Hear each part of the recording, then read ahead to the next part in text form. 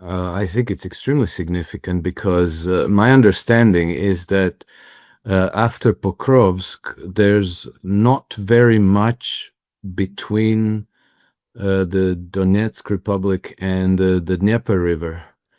You have a long stretch of just agricultural fields, and I don't think that there are any substantial defensive lines there. So after Pokrovsk, Russians have open field almost all the way to the Dnieper River, and then it's questionable if there are any significant defenses there.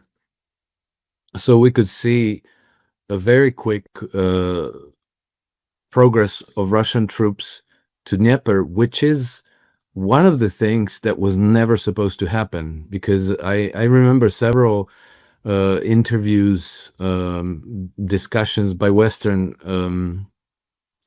officials, Western handlers of the Ukraine's government, and they were saying you must not lose Odessa, and you must not let the Russians to the river, meaning Dnieper.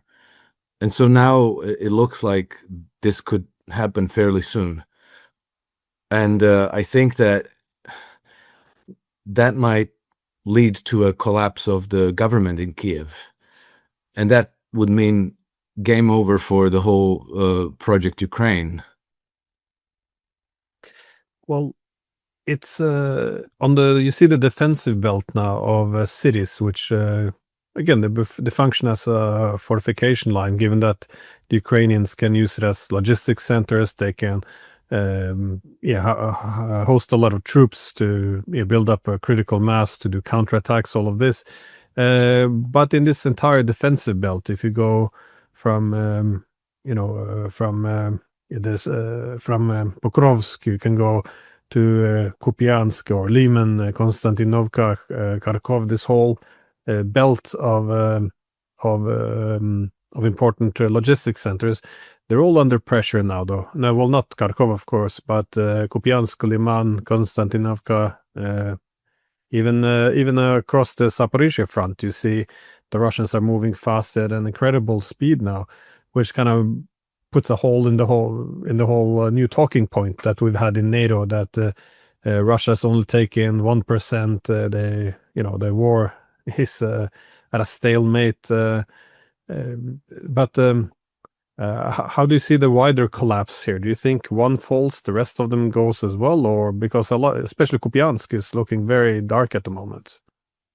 Yeah, it's hard to say, but I think it's definitely going to accelerate the collapse of armed forces of Ukraine, because you're right. Pokrovsk is a very important how do you call it, the railway hub that was an important logistical hub for Ukrainian defenses, and also a highway network, that connected through Pokrovsk. So if with the loss of that, that's a strategic gain for the Russians.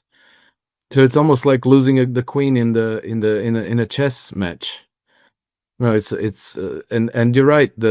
Apparently the Russians are advancing even faster, even more dramatically in the Zaporozhye region, and so I think it will be much more difficult for the whole Western powers that back Ukrainian government to maintain the narrative that the thing is a stalemate, that they could turn it around, they could defeat the Russians. The Russians are losing a lot of men, but they're not making any progress. It's clear that the Russian army is gaining in strength, not losing. Even in size, even size-wise, the Russian army is growing, which might indicate that they are perhaps even preparing for a large push to really push all the way to the Dnieper River. And I think that this will be a complete and total defeat of the Project Ukraine. And then, I think that this is not just going, because as far as Ukraine goes, that could be close to the end of war, so maybe in a way good news for Ukrainian people. The government in Kiev will have to change. It'll have to go back into Russia's orbit. But then that's a defeat for NATO and for the European Union and for Great Britain. I'm not putting the United States into that same category because it's very clear that Donald Trump has extricated the United States from that conflict, which was not clean, obvious, and surgical, because the United States involvement in the Project Ukraine has already been set up and rigged so that it would be difficult for Trump to just say, like, okay, goodbye, we're done with this. So it took some time, but I think that the critical moment happened when Trump declined to provide a security guarantee to Kiev, because that was the tripwire for World War III. That is, for an open conflict between Russia and the combined West. And Trump said no. So now all they're left with are measures of sheer desperation. So the last Mohican, Emmanuel Macron, still wants to finagle somehow to put French troops in Ukraine. But without the security guarantee from the United States, they will not achieve anything at all other than maybe get killed there.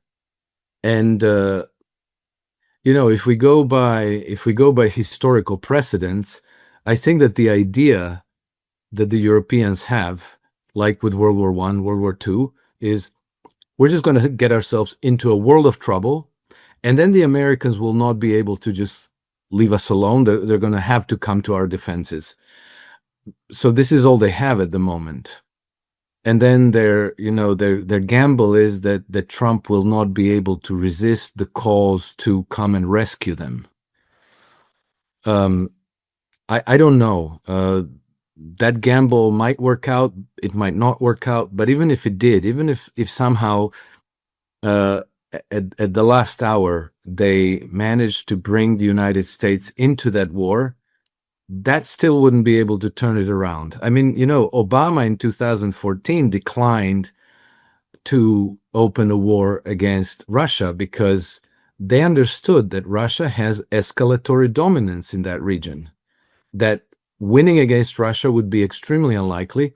And I think that today it would take a miracle. And I don't know what kind of a miracle it is. Westerners are good at using printing presses, but you can't print logistics, you can't print weaponry, you can't print troops, you can't print an Air Force anti-air defense, and all of these things. You have to have them, and they have to be integrated, and that just doesn't exist. So even if the United States somehow was coerced into this war, I think the West would still lose. You're probably right on the United States thing, trying to stay out, because they seem to have done everything to hand over the war to the Europeans now, which the Europeans took with open arms, which was a bit strange. But he can say now, well, I tried to end it. Zelensky didn't want to. They insisted on fighting it out. The Europeans undermined it, so they wanted to keep it going. So this, we already checked out from this, and so it looks like he has his alibi ready. However, with the Europeans, though, they don't have any solutions when things go wrong. The only thing is temporary ceasefire. But as the Russians have said, this is not peace. This is merely a ploy to prolong the war. Actually, on that assessment, I very much agree. There's no indications that the Europeans see a ceasefire as a way of ending the war, because they don't even want to discuss anything political in terms of political solution now. But pulling the Americans into this, though, and hoping that a direct war would rescue the situation, is this the only leg the Europeans have to stand on now, that is pulling the Americans into this? Because I would say this is a bit too crazy, but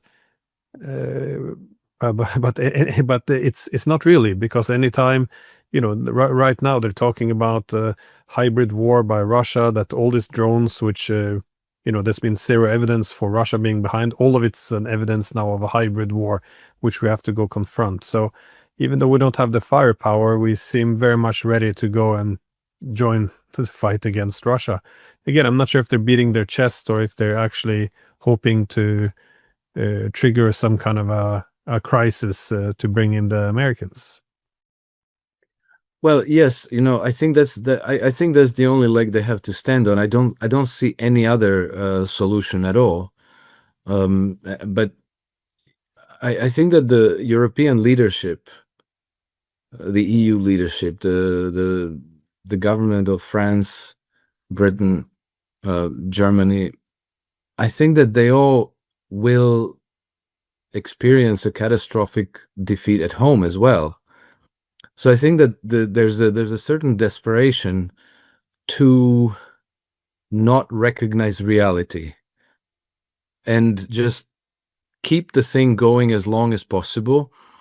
And then I think that those who are the real instigators of this war, which I think is the financier oligarchy on the axis of London, Paris, and Wall Street, that as far as they're concerned, as long as the war is going on, there's a chance that Russia might fall into some kind of a crisis. Vladimir Putin might be assassinated or die while in office. Something bad might happen, which would maybe open an opportunity for them, some kind of an opening for them to again try to infiltrate Russia, to organize a regime change operation, to bring in some kind of Maria Corina Machado, to the Kremlin that would open the gates of Troy wide, and then that they could take over Russia. And then, the dream continues, because then they would probably weaponize Russia against China in the same way that they've weaponized Ukraine against Russia. And they get their big prize, which is control over the whole Eurasian continent. Well, that's a long shot dream, but it is possible for as long as the conflict is continuing. And this is why we had that Project Alchemy in Britain, which was established at the beginning of the special military operation in 2022. A bunch of British academics, intelligence operatives, and military generals who basically put together like a strategic policy paper in which they emphasized in a few places that the key, the imperative is to keep the Ukrainians fighting. And this, coincided with Boris Johnson going to Kiev when the peace was already in hand. It was already agreed upon almost completely in every detail. And then Boris Johnson came to Kiev and convinced Zelensky and his government, don't sign any peace. We have your back. Fight it out. So, 1 million or 2 million Ukrainian men later, they could find themselves in a lot of trouble because they've done a lot of things wrong. They will not be able to conceal their role, to pretend that this was just a conflict between Ukraine and Russia. And I think that they also lose the privilege to write the history of this war, which is extremely important. Because if they prevailed, they could write the history saying, oh, evil man Putin wanted to reconquer the Soviet Empire. And so he wanted to gain Ukrainian territory. And all of the nuances that led to the war could be swept under the carpet. As it is, I think the other side will be writing the history of this war.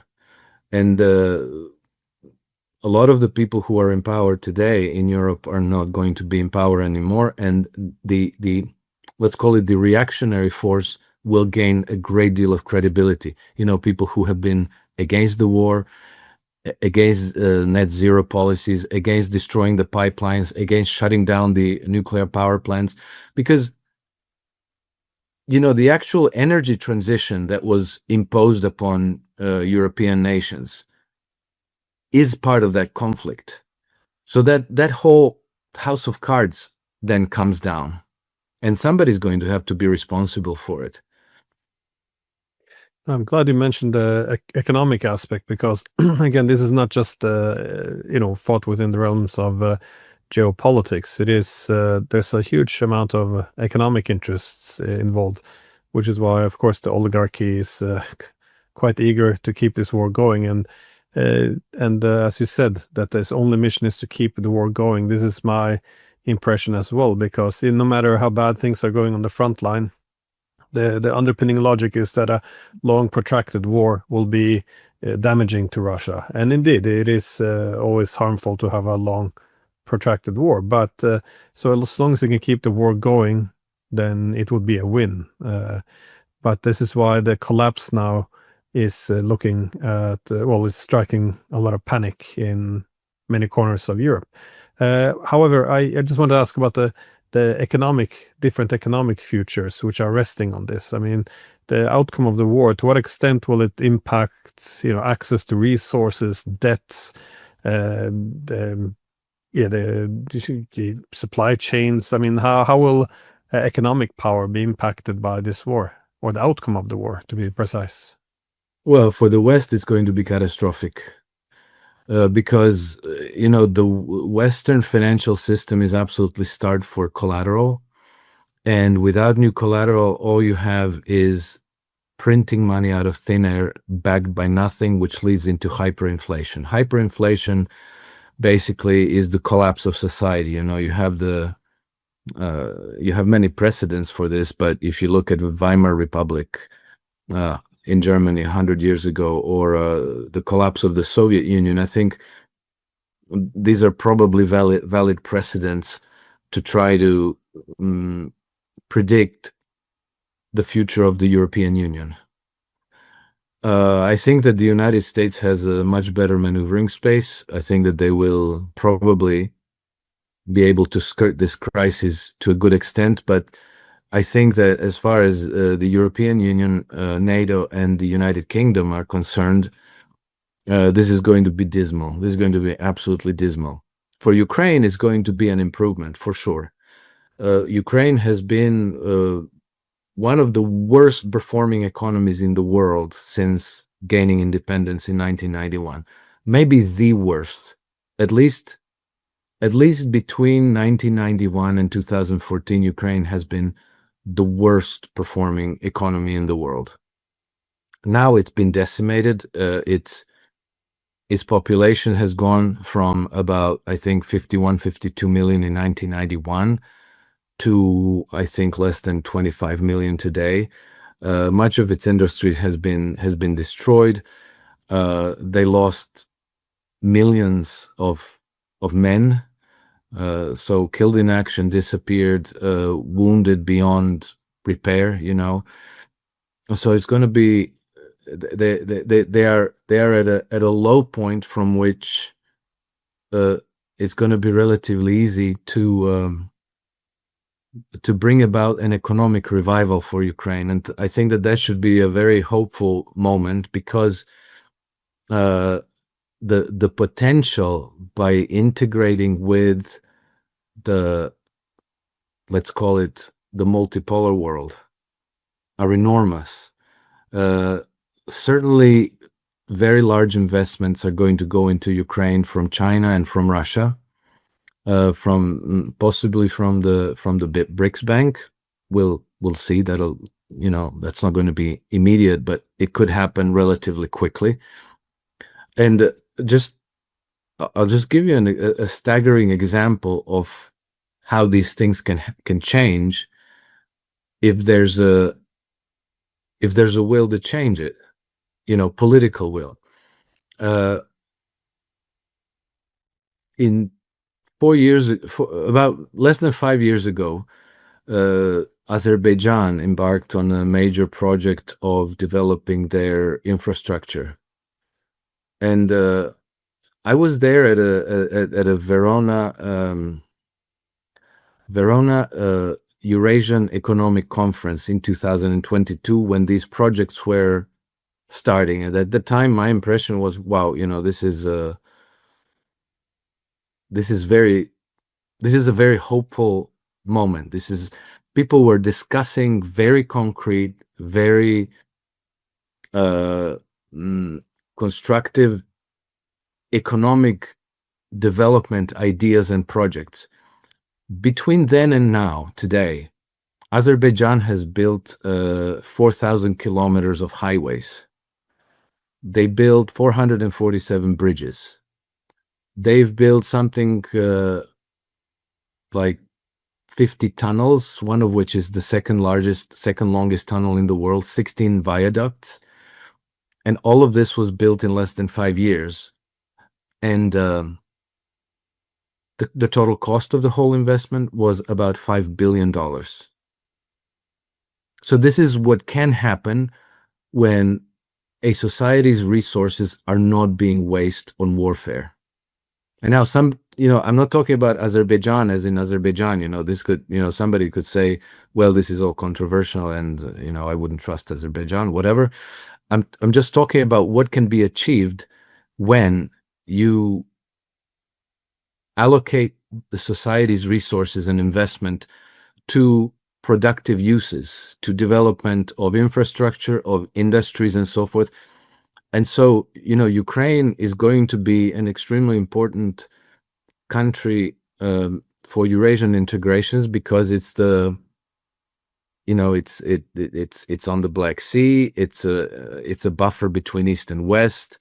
It has one of the world's largest agricultural potentials with extremely fertile land and coal and energy resources. So it's a rich country, except that under the Western tutelage, it's been the whole society has been engineered just for this moment, just to use it as a bludgeon against Russia.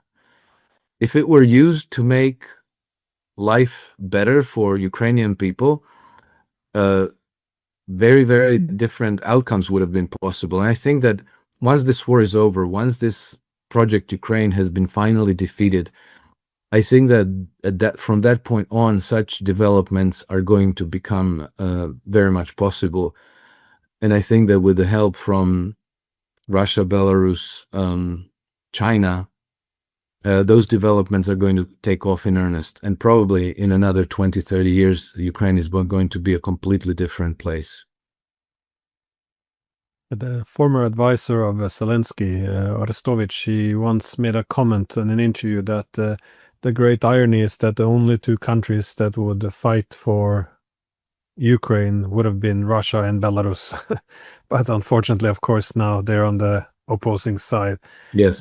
But it's interesting you're optimistic about Ukraine's revival because, well, it's hard to remain optimistic now when one looks at the massive devastation taking place. And indeed, you point out the size of Ukraine. And, this is important because when you see all the havoc it's going through and you keep in mind how many millions live there, you kind of get a scale of the horrific humanitarian situation.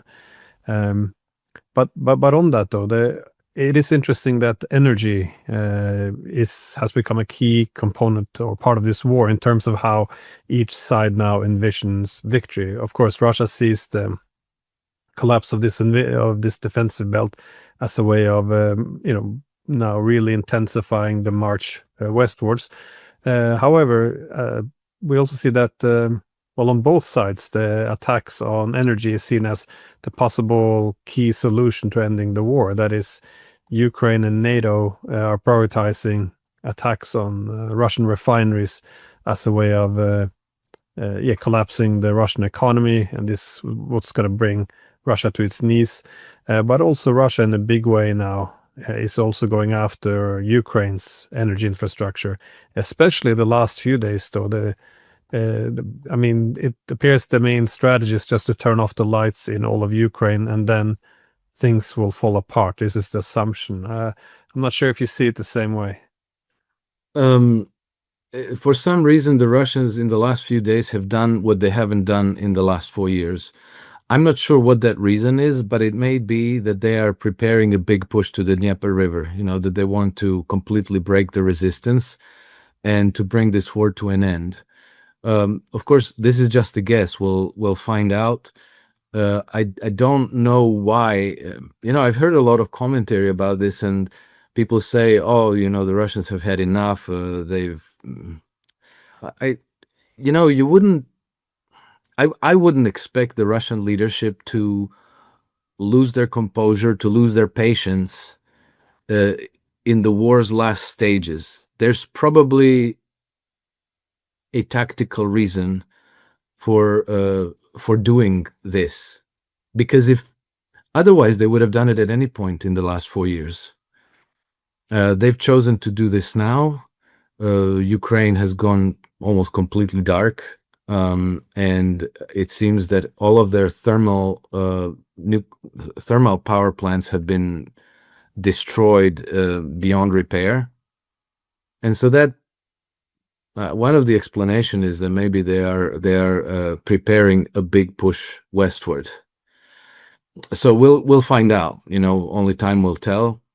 But I wouldn't really equate what the Russians have done now with what the Ukrainians have been doing by launching drone attacks at Russia's refineries, and then the results of those drone attacks on Russian refineries. It doesn't seem that they have achieved very much. They've gotten some footage out of it. It's gone around on YouTube and X and so forth.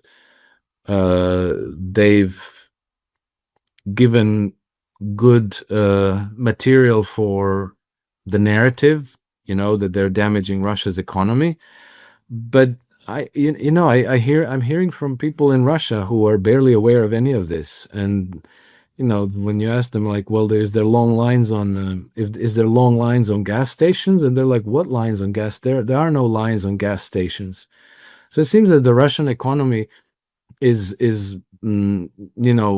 maybe it's sustaining some marginal damage from all this, but it's nothing beyond repair, and it doesn't seem that it's anywhere close to enough to actually destabilize the economy. And then, I have to also say this, because we in the West have been brainwashed about the way the financial markets and the way the economies work for generations. And we think we know the stuff. I studied economics in university. I took it very seriously, and I thought I understood the stuff.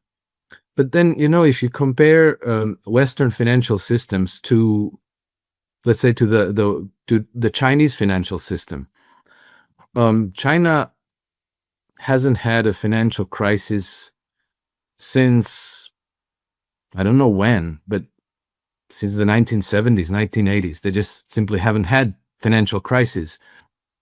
There's been collapse of the real estate market. There has been sporadic crisis in individual industries, but nothing like a system-wide collapse that in the West we have every few years. We just reel from one crisis to the next. And we've come to think that this is normal. Boom busts and so on. And so we expect that the same will happen in Russia. And I've been in hedge funds for 15 years, and probably for as long as I've been in hedge funds, there have been hedge fund managers that were investing on short China positions.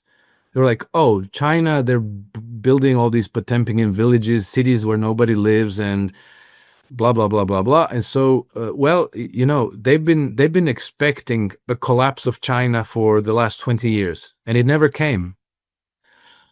And so if we measure Russia and China and other places on our metrics, on what we think is normal, what we think we understood about the way economies function, then of course you're going to think like, oh, we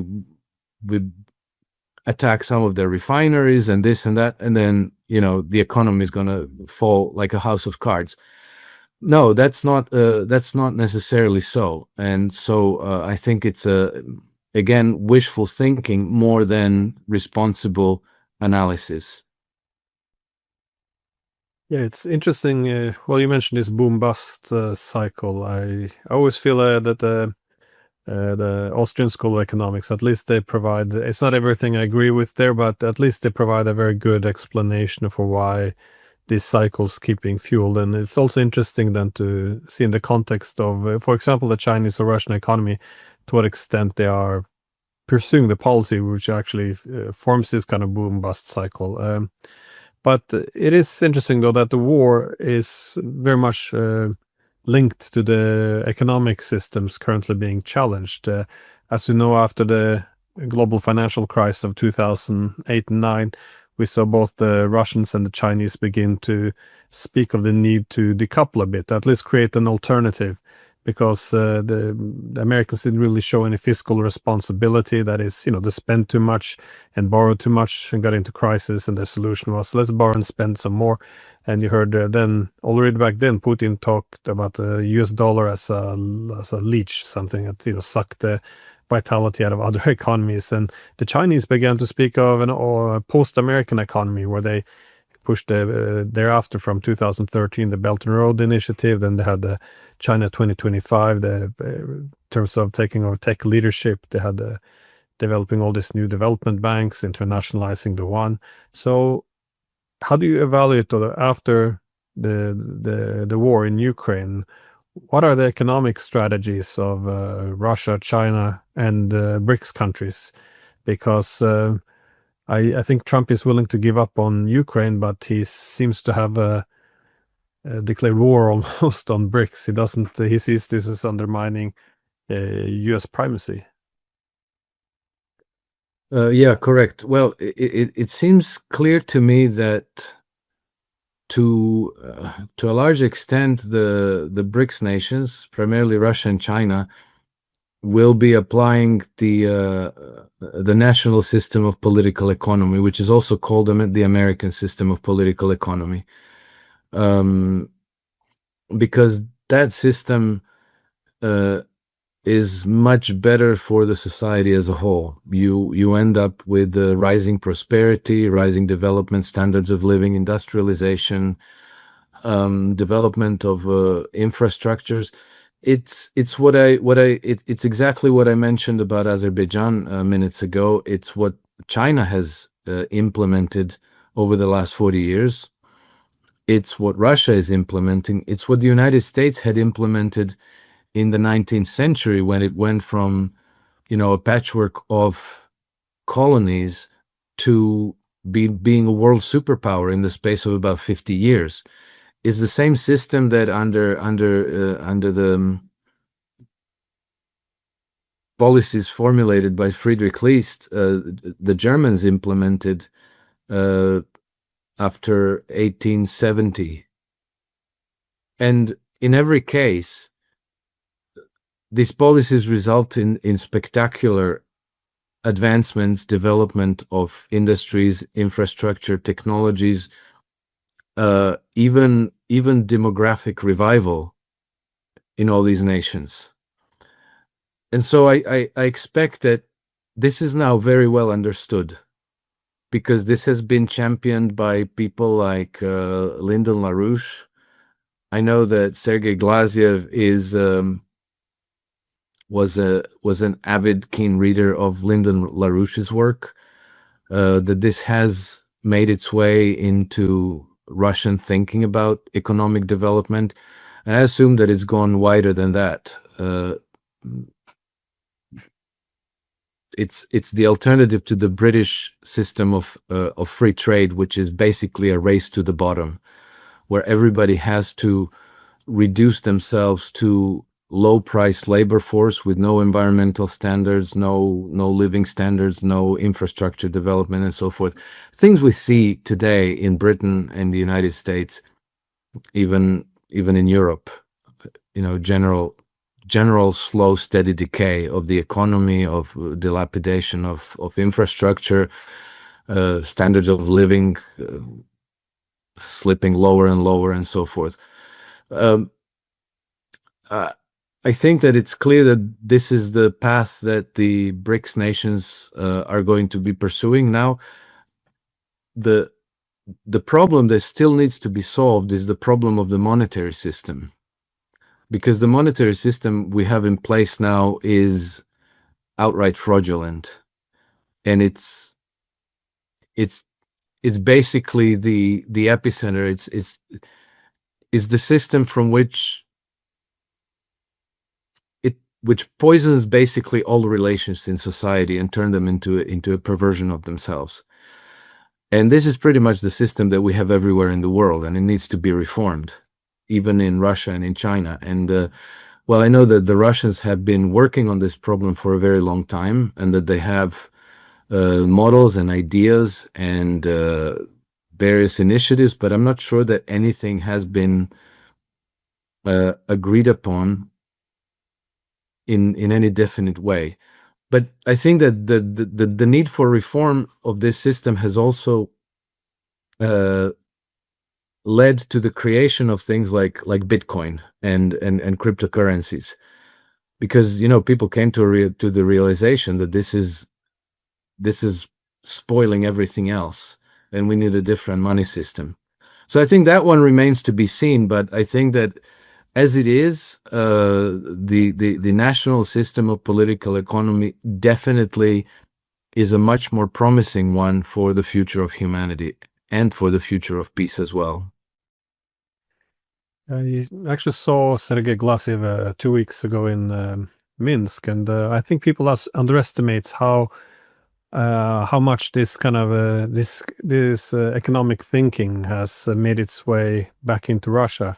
I say made its way back in because it was there in the past. A lot of these ideas, of course, began with Alexander Hamilton. Then you had Friedrich List, who really liked these ideas. He built on them, wanting something similar for Germany.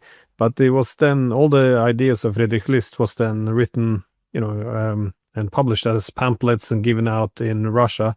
And Sergei Witte in the 19th century in Russia, the finance minister, he really pushed these ideas as well. And but still, because we always have to demonize our opponents, we're referring to Russia as a gas station masquerading as a country, a gangster capitalism, all this stuff, and China. We use the word communism for some reason to describe what's going on. But I think we end up fooling ourselves though by having to always demonize our opponents, because I think this is we'll call it the industrial capitalism or economic nationalism of Friedrich List. I think this is the main direction that they're going. And if you look at the economic recipes, if you will, of Friedrich List and the American system, all of this, suddenly the Chinese model, the Russian model, starts to make a lot of sense. If you look at the focus on technological sovereignty, their own physical transportation corridors to connect the financial instruments of new banks and the use of currencies, and the focus on physical economy and avoiding this financialization, which just function as just sucking the productive power out. Yes. And as you say, as also a race to the bottom, because it's a part of the problem. The more efficient it becomes, the more margin of error it requires to go bust. And one can already see now that this is reached the end of the line, which I'm not sure if you have any final thoughts on it before we wrap up.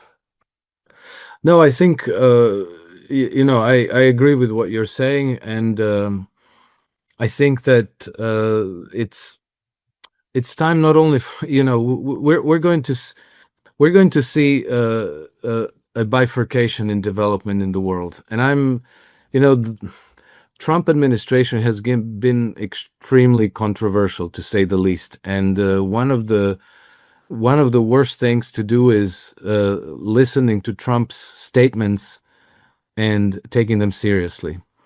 But it seems to me that as announced, because they did announce this, Trump is actually trying to bring the United States back to the American system. And I think that more and more evidence is emerging that they're actually doing this. And part of that means bringing peace to the world. And so there again, Trump's role is extremely difficult to read. It's all over the place. In many moments, it looks exactly the opposite from what it is. But one of the things that I learned in this Verona Eurasian Integrations Conference in Istanbul about 10 days ago, I met a minister from the Republic of Srpska in Istanbul. And so the Republic of Srpska is constituent part of the Bosnia and Herzegovina, which is, not a household name. It's a country almost landlocked in the middle of the Balkan Peninsula, right, in the Western Balkans. And, the British have pretty much rigged that region to become the second front in the West's war against Russia. And this was extremely dangerous because, this is where World War I started, with the assassination of Archduke Franz Ferdinand in 1914. And so they were, some of the same plays were starting to play out over there. The tensions were rising between Serbs, Croats, and Muslims. And let's say that if this escalated into a military conflict, it could have grown into an actual World War III on European continent. So an extremely worrisome, extremely dangerous situation, but not a household item in the West. This wasn't discussed in the West at all. I know about it because I'm from there, right? And so I've been paying attention, and I've been extremely worried that something really bad was going to happen. And it was very clear that it was the British influence that was creating this powder keg. And so what did I learn from this government official from Republika Srpska? Because I already heard some feedback from Bosnia that actually things have improved since Donald Trump came to power. But, people's impressions, this and that. And so I wasn't very sure. But anyway, there was a member of the government there, and it's I got to go ask him. So his name is Denis Šulić. I asked him, Denis, is what I'm hearing, is this true? And he was very categorical. He said, oh yes, things are much, much better. Since Trump came to power, the tensions have de-escalated very appreciably, and that the difference is like day and night. Okay, why am I saying this? Because it couldn't be a random thing. This couldn't be done by mistake. Which means that people in the Trump administration had to be aware of the problem. And I heard it from a Croatian politician from Bosnia that when he went to give the first briefing to the State Department in Washington, and he said, I thought I was going to have to explain to the people where Bosnia is on the map and so forth. And he said, when I came there, I was shocked that they were absolutely very, very well informed and briefed about what's going on there. So you had to know what's going on there, and you had to take active steps to diffuse the tensions and to unrig the place for war. So they had to go there and to say to the British, new sheriff in town, you people are out of here, we're taking over. And now he's saying, like, we're now negotiating with the Americans. We're not dealing with the Brits anymore. And things are much, much better. So, that tells me that for all the controversy and for all the, misdirection and mixed signals coming out of the Trump administration, that they are trying to that they are trying to prevent World War III from breaking out, which corroborates what Kirill Dmitriev said a couple of weeks ago. He said Vladimir Putin and Donald Trump will prevent World War III from breaking out. He said will. He didn't say might, should, can. He said they will. That again tells me that, maybe at the level of backroom deals and back channel communications, they understand what's going on, and they're trying to counteract the march to war.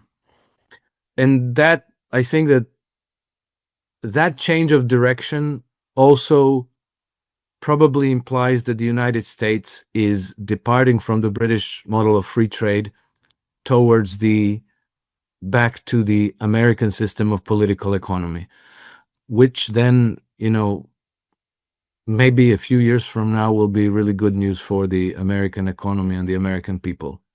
So I think it's a very hopeful inflection point in the world. It's just that, the news that we get through the media, through social media, through all these influencers is mostly bad stuff. So I think that some people are very discouraged and very pessimistic. But I think that there's a certain very important momentum towards positive unraveling of all these crises. So anyway, I hope that I'm right. I think I'm right. Not everybody will be convinced, but we'll know with time.